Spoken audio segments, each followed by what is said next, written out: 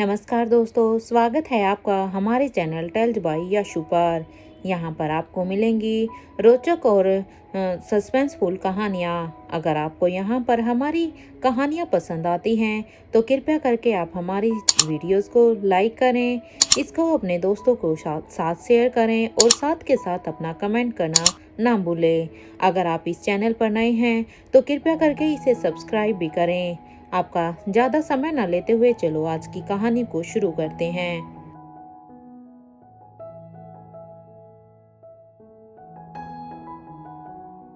पिछले एपिसोड में हमने सुना था कि जहां पर अनिका और भूमिका दोनों आपस में मिलते हैं, तब भूमिका अब अनिका को सारी ही बातें बता देती है कि किस तरह से कैप्टन सुजैन चाहते हैं कि वो जल्द से जल्द उनकी टीम को ज्वाइन कर ले और उसके लिए हम सब अभी तैयार नहीं है। अब अनिका भी भूमिका की बात पर कहती है कि नहीं, जब तक तुम्हारी ट्रेनिंग पूरी तरह से नहीं हो जाती तुम सबकी, तब तक तुम उस गांव में नहीं जा सकते हो कोई भी।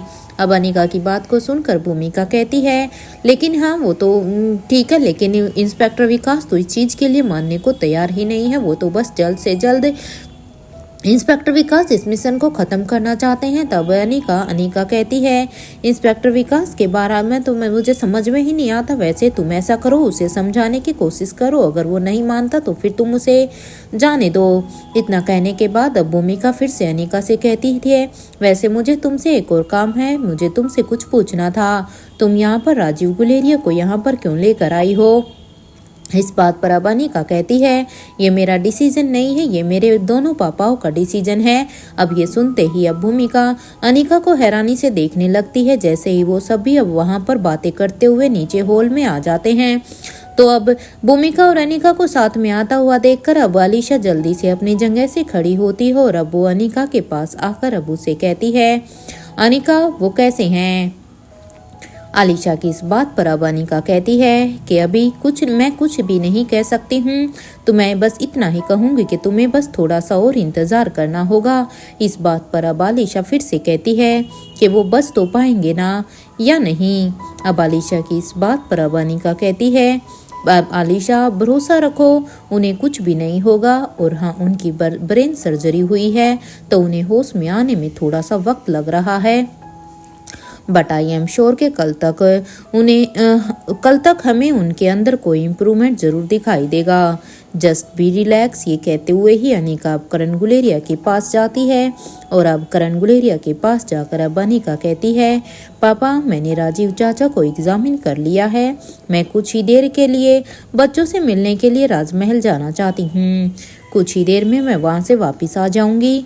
इस बात पर अब धनंजय पीरामल जो कि अभी करण गुलेरिया के पास ही बैठे हुए थे वो अब अनिका के सामने आते हैं और उसके सामने खड़े होते हैं और अब वो अपना एक हाथ अनिका के सिर पर रखते हुए कहते हैं I am so proud of you Anika, सच में तुम्हारी फाइटिंग स्किल देखी मैंने, you did a good job. मुझे तो अपनी आंखों पर भी विश्वास नहीं हुआ कि सच में तुम इतनी अच्छी फाइट करना जानती हो। इस बात को सुनकर अब आलिशा थोड़ा सा हैरान हो गई थी कि आलिशा अब अपने मन में ही सोचती है कि जब अनिका मेरे साथ थी जहाँ पर मैं गई थी राजीव को बचाने के लिए, तो मामा ने अनिका की फाइट कैसे देखी? आखिर मामा जी अनिका की फाइटिंग स्किल को कब देखा है, या मैंने ही कुछ गलत अंदाजा लगा रही हूँ? अनिका तो उनके साथ थी ही नहीं, आलिशा इधर अपने ख्यालों में ही थी कि तभी अब उसके कानों में अब उसके मामा जी की आवाज़ आती है जो कि अभी अनिका से ही कहते हैं कि जब से आलिशा मेरी जिंदगी में आई है ना, मेरी बेटी ही रही है, क्योंकि मैंने जब से आलिशा मेरी जिंदगी में आई मैंने उसे ही अपनी बेटी माना। और हाँ तुम अनिका, तुम आज से मेरी बहू नहीं बल्कि मेरी बेटी ही हो। ये सुनते ही अब अनिका के चेहरे पर एक स्माइल आ जाती है और अब वो धनंजय पीरामल को एक जोर का हक करते हुए कहती है थैंक यू पापा, थैंक यू सो मच। पता है एक वक्त था कि जब मैं अपने पेरेंट्स के प्यार के लिए तरसती थी, अपने माँ बाप के प्यार के लिए, और एक आज का वक्त है कि मुझे दो माँ और दो पापा मिले, उनका प्यार मिला। इस बात पर अब धनंजय पीरामल कहते हैं मैं समझ सकता हूँ अनिका, उस गौतम गुलेरिया ने तुम्हें कितना टॉर्चर किया होगा। मैं अगर तुम ना भी कहो तो भी मैं अंदाजा लगा सकता हूँ, क्योंकि वो था ही इतना घटिया इंसान। तुम नहीं जानती हो अनिका, जब तुम 3 साल की थी ना, तब मेरा तो मन था कि मैं तुम्हें मनाली ना भिजवा कर तुम्हें तुम्हारे अपने घर दिल्ली के गुलेरिया हाउस में तुम्हारे पापा करण गुलेरिया के पास भिजवा दूं। अब जैसे ही धनंजय ने ये बात अब अनिका के सामने की तो इस बात को सुनकर एकदम करण गुलेरिया हैरान हो जाते हैं और अब वो धनंजय की तरफ देखते हैं और अब धनंजय की तरफ हैरानी से देखते हुए कहते हैं, तुमने ऐसा क्यों नहीं किया? तो अगर सच में ऐसा था तो तुम अनिका को मेरे पास भेज सकते थे। और छोड़ो, अगर तुम किसी वजह से अनिका को मेरे पास नहीं भेज सकते थे तो तुमने उसे अपने पास राजमहल में क्यों नहीं रखा? क्योंकि मैं मानता हूँ चलो अनिका तुम्हारे पास थी और स्वाति ने उस समय उसे गौतम गुलेरिया से शादी की, लेकिन मेरी बेटी को तो तुम मेरे पास भेज ही सकते थे। और चलो, अगर तुम स्वाति की शायद अगर ये मर्जी ना भी हो तो फिर तुमने उसे गौतम गुलेरिया के पास क्यों भेजा? तुम उसे अपने पास राजमहल में रखते जिससे वो सुरक्षित तो रहती। करण गुलेरिया के इस सवाल पर अब धनंजय पीरामल उसे देखकर अब एक स्माइल करते हुए कहते हैं कि मैंने अनिका को अपने पास राजमहल में इसीलिए नहीं रखा क्योंकि वो नहीं चाहते थे और उनकी मर्जी के बिना मैं इन्हें रख नहीं सकता था। उस समय मुझे अपना मन मारकर अपने दोस्त की बेटी को उस गौतम गुलेरिया के घर के बाहर छोड़ना पड़ा था क्योंकि वो मेरी भी मर्जी नहीं थी। धनंजय पीरामल की ये बात को सुनकर अब अनिका अब इतना तो समझ गई थी कि उसके धनंजय पापा सच में बहुत कुछ जानते हैं और वैसे भी वो तो किंग से ही फाइटिंग टेक्निक को सीखे हुए थे ना, तो आई एम श्योर कि ये बहुत कुछ ही जानते होंगे। या अनिका अपने ही ख्यालों में थी कि तभी वो अब धनंजय पीरामल से कहती है, पापा क्या आप आयशा माँ से बात नहीं करेंगे? इस बात को सुनकर अब धनंजय अब घूर कर अनिका की तरफ देखते हैं, लेकिन अब वो उसके सवाल का कोई भी जवाब ना देते हुए अब अनिका से कहते हैं, बेटा आपको भी बच्चों से मिलने के लिए राजमहल जाना था ना, तो आपको वहाँ जाना चाहिए। आपको वैसे भी तो वापस भी तो आना है। अगर आप अभी टाइम से नहीं निकली तो फिर वापस आने में भी तो तुम लेट हो जाओगी। अब धनंजय की इस बात पर अब अनिका सीधे सीधे समझ जाती है कि उसके पापा अभी इस बारे में बात नहीं करना चाहते हैं, इसलिए अनिका भी अब ज्यादा कुछ ना कहते हुए बस सभी से कहती है कि ठीक है मैं आती हूँ। ये कहते हुए ही अनिका बाहर की तरफ जाने लगती है। जैसे ही अनिका बाहर जाने के लिए मुड़ती है तभी उसे पीछे से अब भूमिका की आवाज आती है। भूमिका की आवाज को सुनकर अनिका जैसे ही पीछे मुड़कर देखती है तो अब भूमिका ने कहा, अरे रुको ना अनिका, मैं भी तो तुम्हारे साथ चलूंगी। इस बात पर अब अनिका एक स्माइल करती है और कहती है, ठीक है फिर तुम यहाँ दरवाजे के पास रुको, मैं तब तक गाड़ी लेकर आती हूँ। ये कहते हुए ही अनिका पैलेस से बाहर निकलकर बेसमेंट की तरफ जाने लगती है।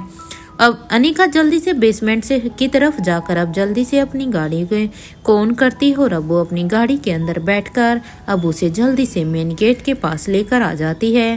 तो वहाँ पर भूमिका जो कि पहले से ही अनिका के कहे अनुसार मेन गेट पर उसका इंतजार कर रही थी, अनिका को आता हुआ देखकर अब वो भी जल्दी से गाड़ी की तरफ बढ़ जाती है और अब अनिका ने जैसे ही गाड़ी को भूमिका के सामने रोका तो भूमिका अब जल्दी से गाड़ी के दरवाजे को खोलकर अब पैसेंजर सीट पर बैठ जाती है। कुछ ही देर में वो दोनों अभी राजमहल के लिए निकल जाती है। यहाँ अंदर आली साहब जो कि अभी भी राजीव गुलेरिया को लेकर बहुत ही परेशान थी, वो अब सभी से ही कहती है, मिसेज अंजलि मल्होत्रा कहाँ है? और हाँ उनके बच्चे भी तो यहीं पर ही आए हुए हैं ना। तो इस बात पर अब करण गुलेरिया भी एकदम से ही हैरान थे। अब वो अपने ही ख्यालों में थे कि राजीव को लेकर उन्हें इतनी टेंशन हो गई थी कि उन्होंने इस बात पर ध्यान ही नहीं दिया कि अंजलि भी तो यहीं पर ही है। और अगर अंजलि राजीव को इस ऐसी हालत में देखेगी तो ये कितनी ही एक ऑकवर्ड सिचुएशन हो जाएगी। इधर अब करण गुलेरिया ने अब आलिशा की बात को सुनकर कहा, 1 मिनट दो, मैं पता करता हूँ। ये कहते हुए ही करण गुलेरिया अब अपनी पॉकेट से अपना फोन निकालकर अब जल्दी से अंजलि को कॉल कर देते हैं। कुछ देर के रिंग के बाद जब सामने से आवाज आई हेलो, तो अब करण गुलेरिया अंजलि की आवाज को सुनकर कहते हैं, कहाँ हो तुम? यहाँ पैलेस में नहीं हो क्या? इस बात पर अब अंजलि मल्होत्रा कहती है, अरे वो श्वेता को श्रेया से मिलना था ना, तो मैं भी बस उसके साथ यहाँ पर आ गई हूँ। और हाँ, हमें छोड़ने के लिए यहाँ पर मयूर और किशन भी आए हुए थे। हम यहाँ पर कैलाश अधिकारी के घर में हैं और बस श्वेता के साथ ही मैं भी इधर ही आ गई थी और मयूर गुलेरिया और किशन अभी यहाँ से निकल चुके हैं। वो बस जल्द ही वहाँ से पहुँचने ही वाले होंगे। अब अंजलि की इस बात पर अब करण गुलेरिया कहते हैं, एक बार मुझे बता तो देती ना अंजलि, क्योंकि करण अभी अंजलि की सेफ्टी को लेकर काफी चिंतित थे। ये सुनते ही अब अंजलि कहती है, डोंट वरी करण, किशन ने तुम्हारा फोन ट्राई किया था, लेकिन तुम्हारा फोन आउट ऑफ कवरेज बता रहा था। अब अंजलि की ये बात सुनते ही अब करण समझ गए थे कि जब वो जंगल की तरफ गए होंगे तभी किशन ने उन्हें फोन किया होगा और इसी वजह से ही उनका फोन नहीं लगा होगा। करण गुलेरिया अब अपने ही ख्यालों में थे कि तभी उनके कानों में अब अंजलि की आवाज आती है, हेलो हेलो करण, क्या तुम मेरी बात सुन पा रहे हो? अब अंजलि की इस आवाज को सुनकर करण गुलेरिया अब अपने सेंस में आते हैं और अब वो अंजलि से कहते हैं, ठीक है अंजलि, तुम अपना ख्याल रखना। अब करण की इस बात पर अब अंजलि मामी कहती है, हाँ करण, मैं ध्यान रखूंगी। ये कहते हुए ही अब अंजलि करण से कहती है कि मैं तुमसे बाद में बात करती हूँ। ये कहते हुए ही करण गुलेरिया भी अब एक तरफ से अपना फोन डिस्कनेक्ट कर देते हैं और दूसरी तरफ से अंजलि मल्होत्रा भी। इधर अब करण गुलेरिया अब आलिशा से कहते हैं कि बेटा, वो अंजलि कैलाश अधिकारी के घर पर गई है। अब करण की ये बात सुनते ही अब आलिशा कहती है, ये तो बहुत ही अच्छी बात है कि वो अब यहाँ पर नहीं है, वरना पता नहीं मिस्टर राजीव गुलेरिया को देखकर उनका क्या ही रिएक्शन होता और शायद सिचुएशन थोड़ी सी ऑकवर्ड भी हो जाती उन्हें, क्योंकि यहाँ पर उनके पति और उनके बच्चे ये दोनों भी तो यहाँ पर ही आए हुए हैं ना। और उनके सामने अगर वो राजीव को देखती या उससे मिलती तो सच में सिचुएशन कुछ अच्छी नहीं होती। ये सुनते ही अब साथ के साथ अब आकाश गुलेरिया कहता है, मुझे लगता है कि आलिशा बिल्कुल ही सही कह रही है। मिसेज अंजलि मल्होत्रा को राजीव चाचा के बारे में कुछ भी पता नहीं चलना चाहिए, क्योंकि अगर उन्हें कुछ भी पता चला तो ये शायद ठीक भी नहीं होगा, क्योंकि अब उनकी अपनी एक फैमिली है। ये सुनते ही अब धनंजय पीरामल कहते हैं, ठीक है, जैसा तुम दोनों चाहो वैसा ही होगा। यहाँ पर ये सभी आसपास से आपस में बातें ही कर रहे थे कि तभी वहाँ पर अब इंस्पेक्टर अब्बास आ जाते हैं और अब वो कहते हैं, मिस्टर पीरामल, आपने मुझे आने के लिए कहा था। इंस्पेक्टर अब्बास की ये बात सुनकर अब धनंजय पीरामल उनसे कहते हैं कि आपके रूम में कोई है? इस बात पर अब इंस्पेक्टर अब्बास कहते हैं, हाँ सर, वो मेरा टीममेट है। इस बात पर अब धनंजय पीरामल कहते हैं, ठीक है, फिर आप मेरे साथ मेरे रूम में चलिए, क्योंकि मुझे आपसे अकेले में कुछ बात करनी है। इस बात पर अब इंस्पेक्टर अब्बास भी हाँ में अपना सिर हिला देते हैं और अब धनंजय पीरामल अब करण गुलेरिया से कहते हैं कि तुम यहाँ पर बच्चों का ख्याल रखो, बच्चों के साथ बैठो, तब तक मैं इससे बात करके आता हूँ। अब धनंजय की इस बात पर अब करण गुलेरिया भी हाँ में अपना सिर हिला देते हैं और कहते हैं, ठीक है, फिर तुम जाओ। इधर अब धनंजय पीरामल कहते हैं कि तुझे मैं बाद में बताता हूँ। ये कहते हुए ही अब धनंजय पीरामल अब इंस्पेक्टर अब्बास के साथ एलिवेटर की तरफ जाने लगते हैं। कुछ ही देर के बाद वो दोनों अभी एलिवेटर से सीधा ही 3rd फ्लोर पर धनंजय के कमरे की तरफ बढ़ जाते हैं। 3rd फ्लोर पर आने के बाद धनंजय पीरामल अब अपने रूम की तरफ जाने लगते हैं। कुछ देर की वॉकिंग डिस्टेंस के बाद वो अपने रूम के सामने खड़े थे। दरवाजे को खोलते हुए वो अब इंस्पेक्टर अब्बास से कहते हैं, अंदर चलिए। जैसे ही वो दोनों अभी अंदर आ जाते हैं तो धनंजय पीरामल अब उस रूम का दरवाजा बंद करते हुए कहते हैं कि इंस्पेक्टर अब्बास, मुझे एक बात बताइए कि 15 साल पहले जो मिशन को पूरा करने के लिए आप यहाँ पेरिस में आए हुए थे, उस मिशन का क्या हुआ था? अब धनंजय की ये बात सुनते ही इंस्पेक्टर अब्बास एक पल के लिए तो हैरान होते हैं, और लेकिन अब वो अपनी हैरानी को छुपाते हुए कहते हैं, सर, वो मिशन तो अनसक्सेसफुल हो गया था। वो मैं आज भी उस मिशन में ही लगा हुआ हूँ, क्योंकि मैं आज तक उस मिशन को सोल्व ही नहीं कर पाया। ये सुनते ही अब धनंजय पीरामल ने कहा कि इसका मतलब तो यही है कि आज भी ह्यूमन एक्सपेरिमेंट चल रहा है। एम आई राइट? अगर आप अभी भी इसे मिशन पर लगे हुए हैं तो। धनंजय की इस बात पर इंस्पेक्टर अब्बास कहते हैं, सर, अब तो ये एक्सपेरिमेंट और भी ज़्यादा खतरनाक हो गया है, क्योंकि अब ये सिर्फ एक ह्यूमन एक्सपेरिमेंट नहीं रहा, बल्कि अब इसमें और भी कई ऐसे मोड़ आए हैं जो बहुत ही खतरनाक हैं।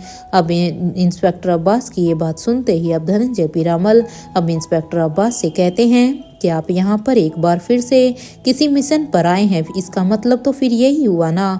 इस सवाल पर अब इंस्पेक्टर अब्बास कहते हैं, हाँ सर, मैं यहाँ बस उसी मकसद से ही आया हुआ हूँ। अब इंस्पेक्टर अब्बास की ये बात सुनते ही अब धनंजय कहते हैं, आप 2 दिन के बाद अपनी पूरी टीम के साथ यहाँ बने मीटिंग हॉल में मुझसे आकर मिलिएगा। ये सुनते ही अब इंस्पेक्टर अब्बास कहते हैं, क्या हुआ सर, क्या पिछली बार की तरह इस बार भी आप और मिस्टर करण गुलेरिया मेरी मदद करना चाहते हैं क्या?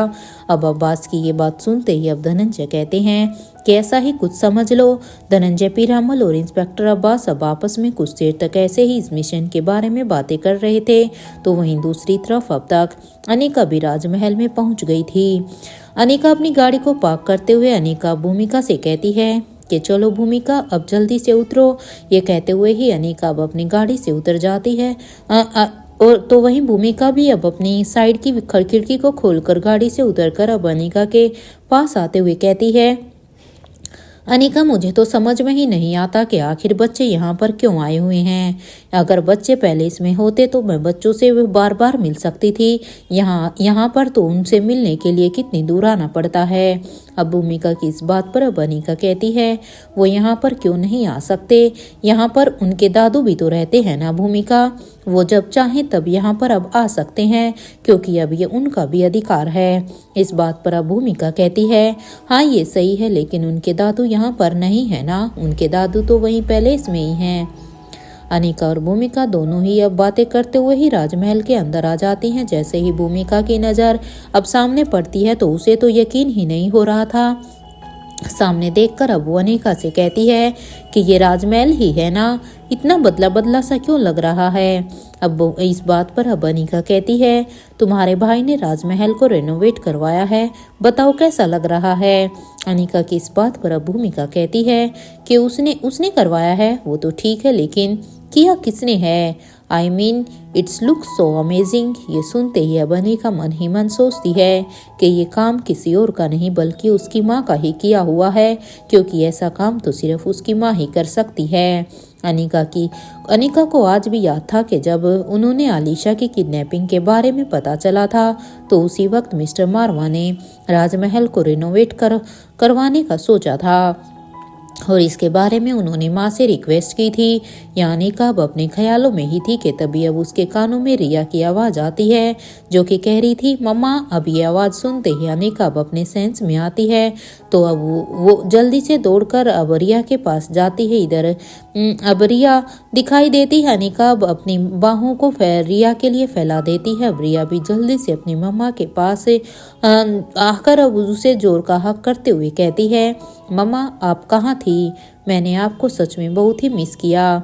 रिया की इस बात पर अब अनिका कहती है, मम्मा ने भी आपको बहुत ही मिस किया। कुछ देर तक अनिका को हक करने के बाद रिया अब अनिका से दूर होते हुए अब अपनी भूमिका बुआ को भी हक करते हुए कहती है, बुआ बहुत ही बिजी हो गई हो, आपके पास तो मेरे लिए टाइम भी नहीं होता। ये सुनते ही अब भूमिका अब रिया को फोरहेड किस करते हुए कहती है, बेटा आई एम सॉरी बट थोड़ा सा बिजी तो हो गई थी। ये सुनते ही अब रिया भूमिका के गालों पर एक किस करते हुए कहती है, इट्स ओके बुआ, आप चलो मेरे साथ, मैं आपको दिखाती हूँ कि दादू ने मेरा रूम कितना ही सुंदर डेकोरेट करवाया है। अब रिया की ये बात सुनते ही अब अनिका भी कहती है, रिया आप अपनी बुआ को अपने रूम में लेकर जाओ, मैं तब तक आपके भाइयों से मिलकर आती हूँ। आप मुझे ये बताइए कि आपके भाई कहाँ पर हैं, क्योंकि वो यहाँ पर तो दिखाई नहीं दे रहे। अब अपनी मम्मा की इस बात पर अब रिया कहती है कि उनका रूम तो मेरे रूम के पास ही है, बस 4 रूम छोड़कर। ये सुनते ही अब अनिका कहती है, ठीक है फिर मुझे भी लेकर चलो। ये सुनते ही रिया अब अनिका का हाथ पकड़कर कहती है, चलो मम्मा मैं आपको दिखाती हूँ। अनिका और भूमिका दोनों ही अब रिया के पीछे पीछे चलने लगती हैं। चलते चलते ही अनिका प्रिया से कहती है, बेटा लतिका कहाँ है। इस बात पर अब रिया कहती है, मम्मा वो अपना होमवर्क कर रही है। इस बात पर अब अनिका कहती है कि जब लतिका पढ़ाई करती है तो क्या आप उनके साथ बैठकर नहीं पढ़ती हैं क्या। इस बात पर अब रिया कहती है, ऐसा नहीं है मम्मा, दादू ने लतिका के टीचर से कहा था कि वो हमें भी पढ़ाएं, तो हम भी बैठकर पढ़ रहे थे। आपको पता है उन्होंने आर्यन की बहुत तारीफ की। यहाँ पर रिया अब अनिका को बताने लगती है कि आखिर किस तरह से वो और उसके भाई लतिका के टीचर से पढ़ रहे थे। रिया की ये बात सुनकर अब अनिका कहती है, ये तो बहुत ही अच्छा किया आपके दादू ने। अनिका की ये बात सुनकर अब रिया कहती है, मैं आपको एक बात तो बताना भूल ही गई मम्मा। इस बात पर अब अनिका कहती है, तो अभी बता दो ना। ये सुनते ही अब रिया कहती है, मम्मा आपको याद है आप डैड के बर्थडे में हमें जहाँ लेकर गई थी वहाँ पर हमारी पसंद की सारी ही चीजें अवेलेबल थी। रिया की ये बात सुनकर अब अनिका कहती है कि हाँ हाँ बेटा, मुझे अच्छी तरह से याद है, वहाँ पर सब कुछ आपके पसंद की चीजें थी। अब रिया अपनी मम्मा की यह बात सुनकर फिर से कहती है, क्या आप वहाँ से मेरे लिए कुछ ड्रेसेस ला सकती हैं? और हाँ, आर्यन को भी वो मैथमेटिक्स की बुक्स चाहिए थी जो कि उसके रूम में थी, और अलेक्जेंडर तो वहाँ जाना ही चाहता है। रिया की ये सारी बातें सुनकर अब भूमिका कहती है, अरे तुम बता ही दो ना कि आखिर तुम कहाँ गई थी, तुमने इतना सस्पेंस क्यों क्रिएट किया हुआ है। ये कहते हुए ही भूमिका अब अनिका की तरफ देखने लगती है ताकि अनिका शायद उसे उसके बारे में कुछ बताए। अनिका इधर अब भूमिका से कहती है, तुम रिया के साथ जाओ, मैं आर्यन और अलेक्जेंडर को लेकर आती हूँ। ये सुनते ही अब भूमिका कहती है, ठीक है, और हाँ हो सके तो ताई जी को भी लेकर आना। इस बात पर अब अनिका कहती है, तुम खुद उनसे क्यों नहीं मिल लेती हो जाकर। इस बात पर अब भूमिका कहती है, वैसे मैं मिल तो सकती हूँ, लेकिन अगर तुम साथ में मिलोगी तो उन्हें भी अच्छा लगेगा। तुम्हें क्या लगता है कि इस बात पर अब अनिका कहती है, तुम सीधा क्यों नहीं कहती हो कि तुम्हें रिया का रूम देखना है। इस बात पर अब भूमिका कहती है, स्मार्ट गर्ल। यहाँ अनिका और भूमिका ऐसे ही उन दोनों के बीच में मीठी खट्टी मीठी सी नोकझोंक होती है। इतनी सारी बातें करने के बाद अब अनिका सीधा ही आर्यन और अलेक्जेंडर के रूम की तरफ जाने लगती है, तो वहीं भूमिका अभी रिया के रूम के अंदर चली जाती है और उसके रूम को देखकर अब कहती है, वाओ रिया, ये तो सच में बहुत ही सुंदर है। रिया अब भूमिका को अपनी ड्रेस दिखाती है जो कि वहां पर उसके लिए कलेक्शन बनाया हुआ था, और उसके बाद वो अब अपनी ज्वेलरी और उसके साथ अपनी हेयर एसेसरीज भी। वहां अब तक दूसरी तरफ अनिका भी आर्यन के रूम के सामने खड़ी थी। वो अब उसके रूम को नॉक करने लगती है। कुछ ही देर के बाद जब दरवाजा खुला तो सामने अलेक्जेंडर खड़ा था, क्योंकि दरवाजा अलेक्जेंडर ने खोला था। अपनी मम्मा को देखकर अब उसके चेहरे पर एक स्माइल आ जाती है, और अब वो अनिका को एक जोर का हक करते हुए कहता है, मम्मा आप यहाँ। इस बात पर अब अनिका अलेक्जेंडर को एक फोरहेड किस करते हुए कहती है कि क्या मम्मा यहाँ आपसे मिलने के लिए नहीं आ सकती है क्या। अब अपनी मम्मा की ये बात सुनते ही अलेक्जेंडर कहता है, ऐसी बात नहीं है मम्मा, वो मुझे आपसे कुछ बात करनी थी। ये कहते हुए ही अलेक्जेंडर अब अनिका का हाथ पकड़कर उसे अंदर लेकर आ जाता है, और अब वो उसे कहता है, मम्मा मुझे बड़ी की याद आ रही है, क्या आप मुझे उनसे मिलवाने के लिए लेकर जा सकती हैं। अलेक्जेंडर की इस बात पर अब अनिका कहती है, ये बात मैं तुम्हें कैसे बता सकती हूँ बेटा, लेकिन हाँ मम्मा प्रॉमिस करती है कि मैं आपको आपके बड़ी से मिलवाने के लिए जरूर लेकर जाऊंगी। ये सुनते ही अब अलेक्जेंडर के चेहरे पर एक स्माइल आती है, और वो एक बार फिर से अनिका को हक करते हुए कहता है, थैंक यू मम्मा। अलेक्जेंडर से बात करते हुए ही अनिका पूरे ही रूम को बड़े ही ध्यान से देख रही थी। उसे वो रूम सच में बहुत ही पसंद आ रहा था।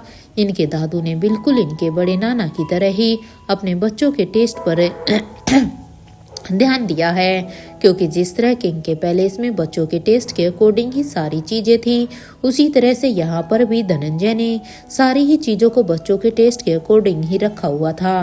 पूरे रूम को देखने के बाद अब अनिका अलेक्जेंडर से पूछती है कि आर्यन कहाँ पर है। अब अपनी मम्मा की ये बात सुनते ही अब अलेक्जेंडर कहता है, मॉम वो तो लतिका को मैथमेटिक्स के प्रॉब्लम्स को सोल्व कराने में उसकी हेल्प करने के लिए उसके स्टडी रूम में है।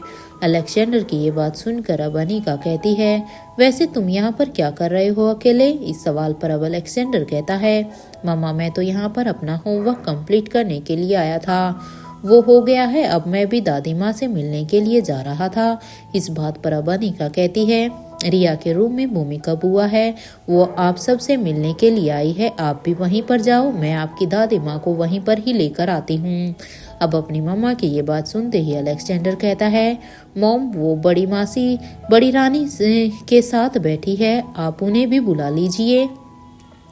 इस बात पर अब अनिका कहती है, अरे वाह, तुमने तो मुझे पहले ही बता दिया। आप रिया के रूम में जाओ, तब तक मैं भी सभी से मिलकर आती हूँ।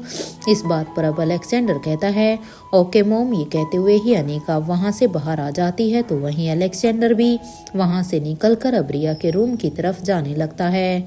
अनिका अपने कदमों को आयशा मारवा के रूम की तरफ इधर बढ़ा देती है और अब वो साथ साथ सब कुछ बड़े ही ध्यान से भी देख रही थी, जो भी चेंजेस जब यहाँ पर राजमहल में किए गए थे। अनिका जैसे ही आगे बढ़ रही थी तब उसे धनंजय पीरामल के रूम को क्रॉस करती है, तो उसे एहसास होता है कि उसके रूम में कोई है। अनिका अब धीरे से धनंजय पीरामल के रूम की तरफ देखती है। जब वो उसके रूम को खोलती है तो उस रूम में अनिका को आयशा कोई और नहीं बल्कि उस रूम में अनिका की आयशा माँ थी। उन्हें देखकर अब अनिका समझ जाती है कि वो उन्हें यहाँ पर बहुत ही मिस कर रही होंगी।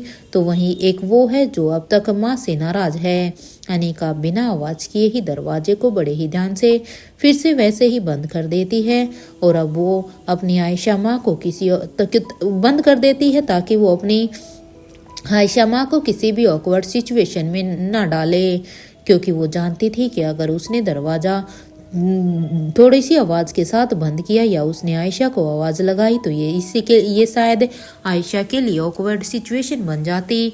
उनके पास शायद किसी भी सवाल का कोई जवाब नहीं होता कि आखिर वो धनंजय के कमरे में क्या कर रही है। इसलिए अनिका दरवाजे को बंद करते हुए ही अब अनिका रेखा मूर्ति से मिलने के लिए चली जाती है। अनिका अब रेखा मूर्ति के रूम की तरफ जा ही रही थी कि तभी अब उसका फोन बजने लगा। अपने फोन की रिंगटोन की आवाज को सुनकर अब अनिका जब अपने फोन की स्क्रीन पर देखती है तो एनी उसे फोन लगा रही थी। एनी के फोन को उठाते हुए अब अनिका हेलो कहती है तो सामने से उसे अब एनी की आवाज आती है। एनी कहती है, मैडम, पेशेंट के अंदर इम्प्रूवमेंट आया है। कुछ देर पहले ही उन्हें कुछ पल के लिए होश भी आया था।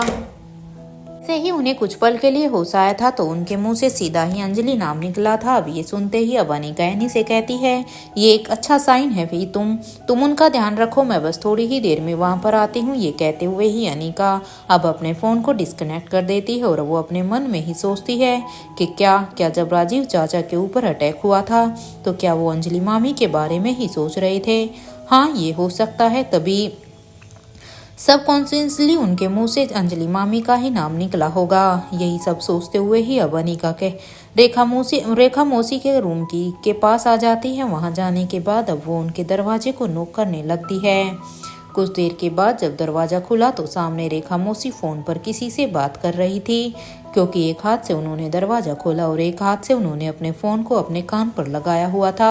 अब वो अपने हाथ के इशारे से अनिका को अंदर आने के लिए कहती है। वो फोन पर और साथ के साथ वो फोन पर कहती है कि मैं कुछ नहीं सुनूंगी, तुम बस जल्दी से अपनी टीम के साथ यहाँ पर पेरिस में आ जाओ, मैंने सारा काम कर दिया है, अब आगे का तुम संभाल लेना।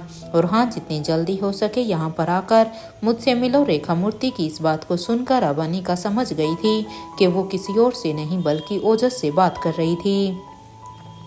रेखा मौसी ओजस के साथ अपनी बात को पूरा करते हुए फोन को डिस्कनेक्ट कर देती है। अनिका ने जब देखा कि फोन डिस्कनेक्ट हो गया है तो वो अब रेखा मौसी से कहती है, कैसी है मौसी आप। इस बात पर अब रेखा मौसी कहती हैं, तुम तो ऐसे पूछ रही हो अनिका जैसे कि पता नहीं कितने ही वक्त के बाद तुम मुझसे मिल रही हो। अरे हम कल रात ही तो यहाँ पर आए थे। अरे हाँ अनिका, एक बात मुझे तुमसे पूछनी थी कि क्या मैं बच्चों को अपने साथ लंदन लेकर जाऊं। अब इस बात पर अब अनिका कहती है, मौसी इस बारे में हम कुछ दिन बाद ही बात करेंगे। वो क्या है ना कि आपके साथ लंदन में और अलेक्जेंडर जाएंगे। इस बात पर अब रेखा मौसी कहती है कि और आर्यन और रिया वो दोनों कहाँ रहेंगे, क्या चल रहा है तुम्हारे दिमाग में। इस बात पर अब अनिका कहती है, मेरे दिमाग में जो चल रहा है मैं आपको बाद में बता दूंगी।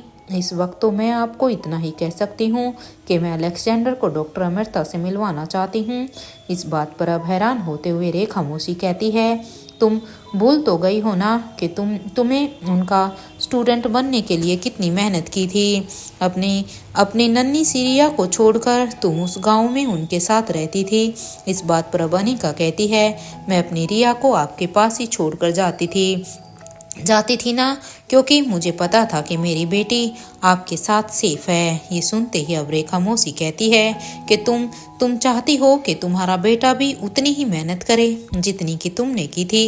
इस बात पर अब अनिका कहती है कि बिना मेहनत के ना मुझे कुछ मिला था और ना ही मिस्टर मारवा को, तो आप खुद ही बताइए ना हमारे बच्चों को कैसे मिल जाएगा।